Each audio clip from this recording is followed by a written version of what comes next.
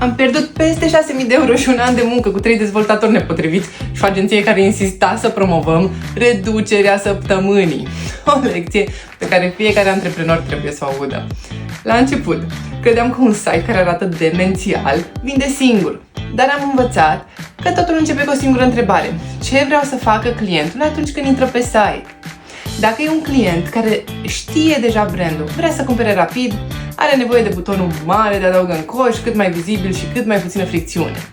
Dar dacă omul vede prima dată un produs de 500 de lei pe care nu-l cunoaște, se sperie și pleacă. Aici intervine educația și ce înseamnă să construiești traseul vizitatorului pe pagină. Mai întâi, arăți de ce să te aleagă pe tine, povestea, diferențiatorul, ce te face special. Apoi, arăți valoarea, ce conține produsul, ce beneficii aduce, specificații clare.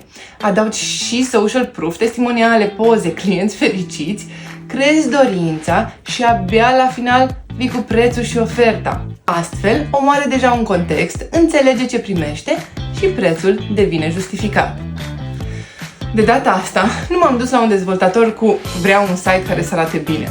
Am venit cu template-urile paginilor clar desenate și cu întrebări tehnice deja pregătite, pentru că știam ce au greșit ultimii dezvoltatori. În 3 săptămâni lansăm noul proiect.